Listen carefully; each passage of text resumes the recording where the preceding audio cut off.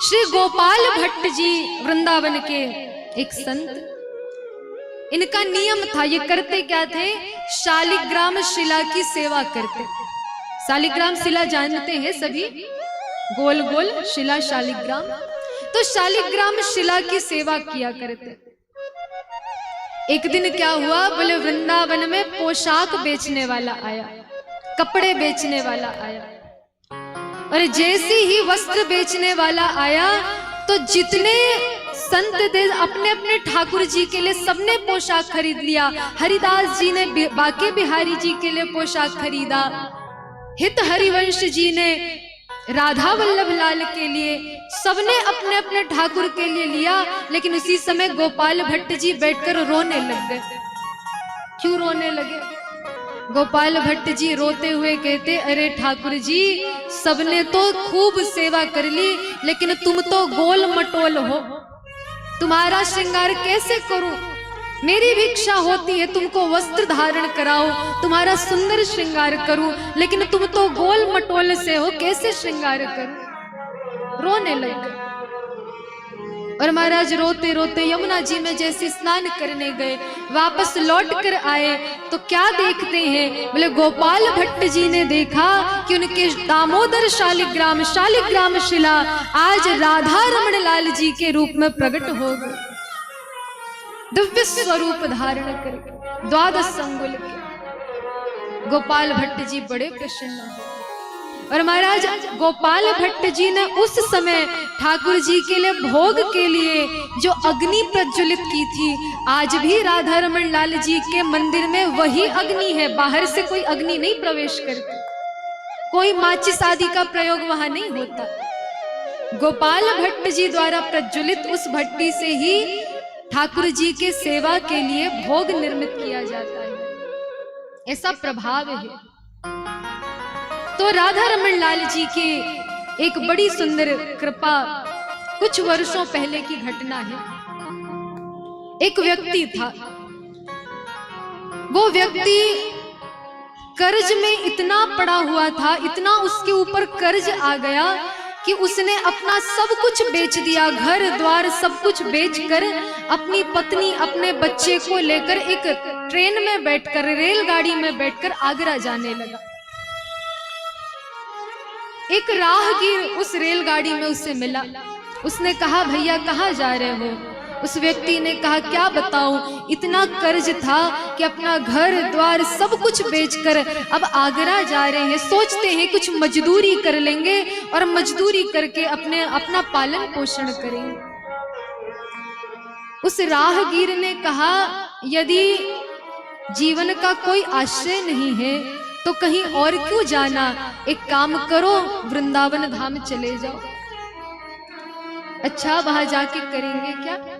बोले हम तुमको एक रिक्शा दे देंगे और उसे चलाना और उससे जो धन संपत्ति मिले उसे अपने बाल बच्चों का पालन पोषण करना। उस व्यक्ति के मन में बात आ गई।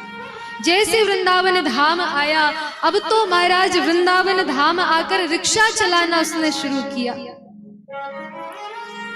थोड़ा समय बीता, एक दिन उसने क्या देखा, बोले राधा रमण लाल जी के मंदिर के द्वार पर जो राधा रमण जी के मुख्य पुजारी जी हैं, गोसाई जी हैं, वो खड़े हुए थे रात्रि के समय।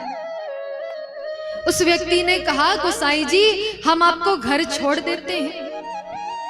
गोसाई जी ने कहा, नहीं नहीं भैया, मेरे बच्चे आ रहे होंगे, वो मुझे ले जाएंगे। उस व्यक्ति ने कहा, महाराज रात्रि के समय आप कहाँ प्रतीक्षा करोगे, हमारे साथ बैठ जाओ, हम आपके घर तक छोड़ देंगे। गोसाई जी साथ बैठे। अब तो चलते चलते चर्चा होने लगी। गोसाई जी ने कहा, कहो तुम्हें इस वृंदावन धाम में कोई समस्या तो नहीं? उस व्यक्ति ने कहा, महाराज और तो कोई समस्या नहीं, बस एक बात की कमी है। बोले कैसी कमी?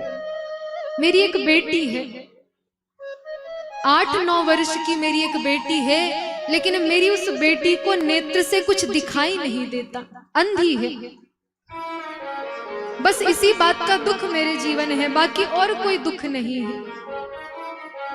गोसाई जी ने कहा तुम चिंता क्यों करते हो, हमारे राधा रमण लाल कृपा के सागर हैं, एक बार हृदय से पुकार करके तो देखो, वो अवश्य कृपा करेंगे।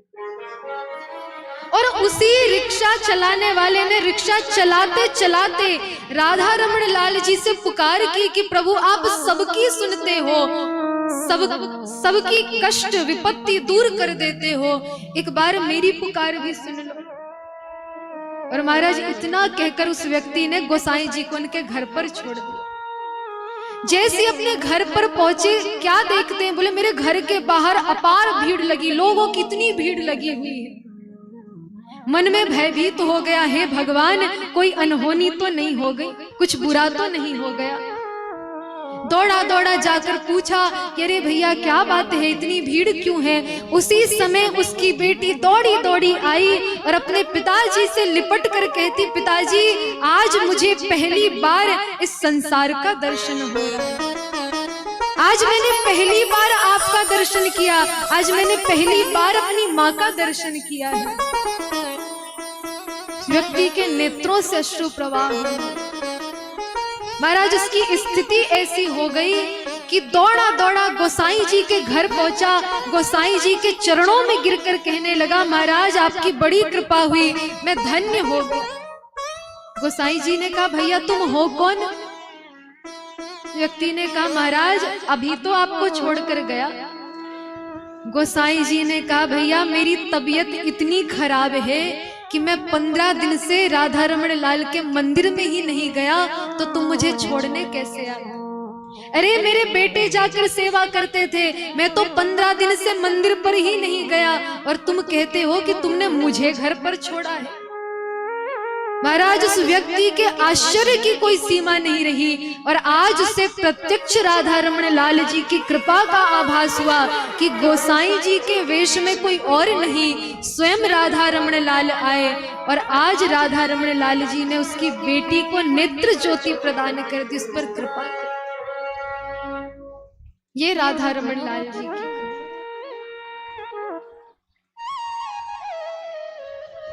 तो आज भी महाराज यदि विश्वास है, हृदय में यदि विश्वास है, तो सत्य मानिए कि आपको संसार में किसी का आश्रय लेने की आवश्यकता नहीं। यदि विश्वास है तो कण कण में प्रभु का वास है, प्रत्येक कण में वास है। एक बार हृदय से पुकार कर तो देखिए, प्रभु कृपा अवश्य करते हैं। कृपा के निधान है, कृपा के सागर।